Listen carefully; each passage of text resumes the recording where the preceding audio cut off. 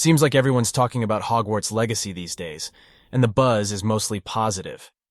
But is the game really that good? Or is everyone talking about it just because there's a dearth of other AAA game releases at the moment? More importantly, is it worth your time and money? I've played the game for about 10 hours so far, and here are the spoiler-free results of my early taste test.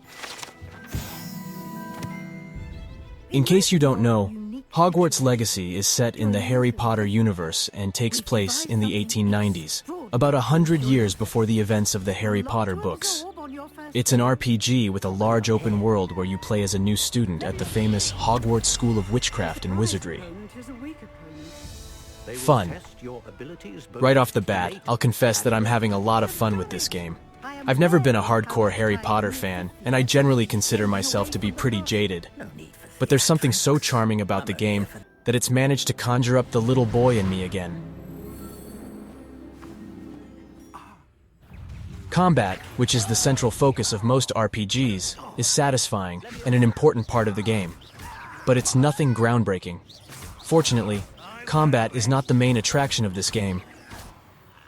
Along with the story, it's the exploration that takes center stage. The Hogwarts school itself is gigantic. You can literally walk around in it for hours discovering secrets, hidden passages, puzzles, and simply marveling at all the incredible detail. And after that, there's a whole world outside also waiting to be discovered. There's a long list of games with huge open worlds, and this game is not revolutionary in that regard. What does make it special is the density of things to discover and the attention to detail that Avalanche put into the world. This looks intriguing. If you do play Hogwarts, my pro tip for the day is resist the temptation to use online guides to solve puzzles and other challenges. Revelio. Unless you're just totally at a loss. You'll enjoy the process of figuring things out on your own. Up to now, the fun in Hogwarts Legacy is spicy. Progression. Progression in Hogwarts is focused on a few areas: spells, talents, gear progression, and cosmetics. Spells. In other RPGs, you might select an ability from a list of unlocked options. But in Hogwarts, when you learn a new spell, you feel a connection to it because you've done something in the story to earn it. I can see that there are still quite a few spells I haven't learned yet, giving me something to look forward to as I progress through the game. Talents. I have been taking my time and still need to progress further in the story to unlock talents, so I can't evaluate them yet. That said, it's encouraging to be this far along and know there's a significant component of progression that I haven't even touched yet. Gear progression. As you explore the world, you'll come across a steady flow of gear, which you'll find in chests. It seems like about 40 to 50% of what I find is better than what I have equipped. I don't know if this will continue throughout the game, but as of now, it's nice to find gear I can actually use, instead of loading up my inventory with useless junk that I need to sell or salvage. I've read that gear scales with your character's level, so you might want to research the best time to loot legendary items if you're a min-maxer. I haven't worried too much about this though, and just grab whatever I find. And speaking of that, I do find it a little immersion breaking that you can walk into any shop, home, classroom, or wherever, and just loot their stuff right in front of the NPCs. They don't seem to mind though, so it must be okay. Cosmetics.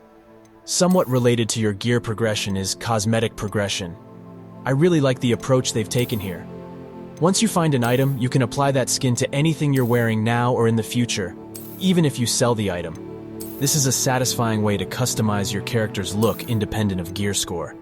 It means you don't need to get bummed if that cool-looking item you just found is lower level than what you're currently wearing. And as you gather more and more loot, your options for customizing the look of your character quickly expand.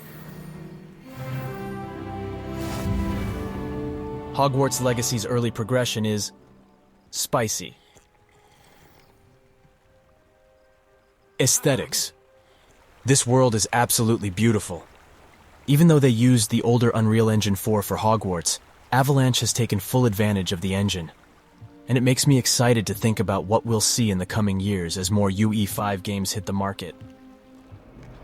In addition to the pleasing visuals, there is just so much detail everywhere you look. I've never seen so much attention paid to every detail in any other open-world video game. Well, the one possible exception I can think of is Red Dead Redemption 2, but you get my point. The story is interesting and well told. Cutscenes are professionally animated using motion capture, so facial expressions and mouth movements actually match what characters are saying. Because you're not constantly distracted by unnatural facial animations, you feel like you're watching an animated movie instead of a video game cutscene. But since I promised there would be no spoilers, you'll need to find this out for yourself. The sound design is solid. Voice acting is believable. Sound effects are natural and not distracting. I want to tell you more, but half of the fun of this game is discovering things for yourself. Merlin himself would be proud. Hogwarts Legacy's aesthetics are sweet.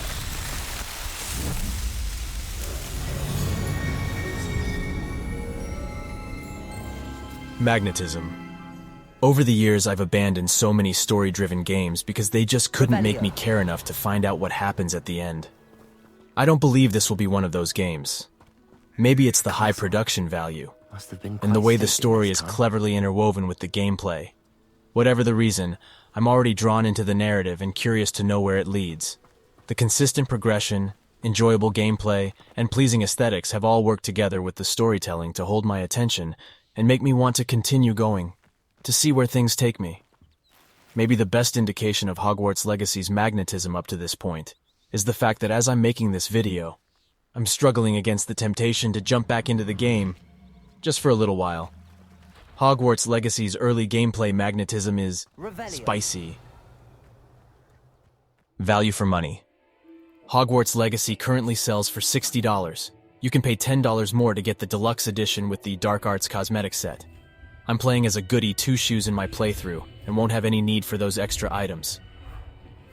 As with anything, value for money will depend on the individual.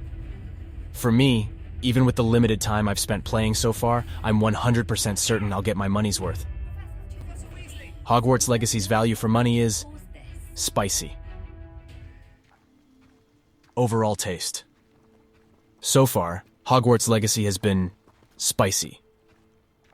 No video game will ever be perfect, and Hogwarts Legacy is certainly no exception. But occasionally, a game comes along that makes a long-lasting impression on you. I still have a long way to go before I can say for sure, but this feels like it might just turn out to be one of those games. If you're sitting on the fence, I think you should jump in and give it a try. I'm really glad I did.